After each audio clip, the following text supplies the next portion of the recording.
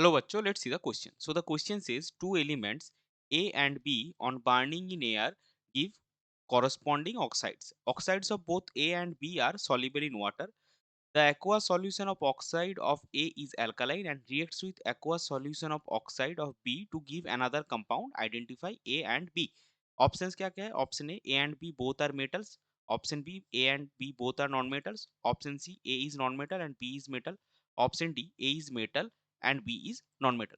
सो हमको क्या बोला गया कि ए और बी को अगर आप एयर में बर्न करेंगे तो आपको कॉरस्पॉन्डिंग ऑक्साइड मिलेंगे। दोनों ही ऑक्साइड जो है वो वाटर में सॉल्युबल है।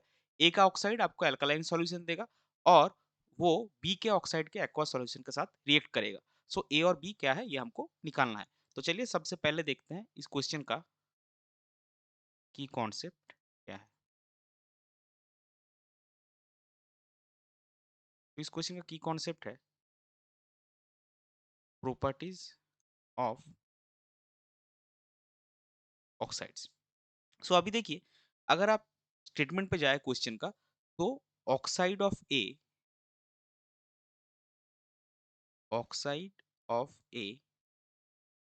Gives alkaline solution in water, gives alkaline solution in water। और आप बोल सकते हैं aqueous solution of oxide of A is alkaline। इसका मतलब क्या है? इसका मतलब है A जो है वो आपका मेटल है, क्योंकि मेटल के जो ऑक्साइड्स होते हैं वो वाटर के साथ रिएक्शन करके अल्कलाइन सॉल्यूशन बनाते हैं या फिर अल्कलाइन प्रोड्यूस करते हैं। अगर हम एग्जांपल देखेंगे तो मान लीजिए कैल्शियम एक मेटल है, उसका ऑक्साइड है कैल्शियम ऑक्साइड, वो वाटर के साथ रिएक्ट करके आपका बनाएगा CaOH होल ट्वाइस। तो ये क्या है? ये कैल्शियम हाइड्रोक्साइड, ये आपका अल्कली है और इसका सॉल्यूशन जो होगा वो आपका अल्कलाइन सॉल्यूशन होगा। तो ए हमारा मेटल हो गया। अभी देखिए, जो aqueous solution of oxide of A क्या करता है बी के साथ, बी के ऑक्साइड के एक्वस सॉल्यूशन के साथ रिएक्ट करता है। So aqueous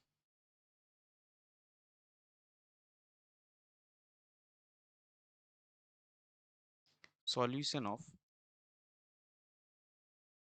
oxide of A reacts with aqueous solution of oxide of B. तो अगर ए का ऑक्साइड का एक्वा सॉल्यूशन बी के ऑक्साइड का एक्वा सॉल्यूशन के साथ रिएक्शन करेगा तो बी के ऑक्साइड का एक्वा सॉल्यूशन का नेचर क्या होगा? ऑब्वियसली ऑपोजिट होना चाहिए, क्योंकि ए का जो ऑक्साइड का सॉल्यूशन है वो अल्कलाइन है। तो अल्कलाइन कभी भी अल्कलाइन सॉल्यूशन के साथ रिएक्शन नहीं करेगा, वो ऑपोजिट के साथ रिएक्शन करेगा। तो इससे हमको क्या मिलता है? हेंस ऑक्साइड, और अगर आप लिखेंगे hence aqueous solution of oxide of B is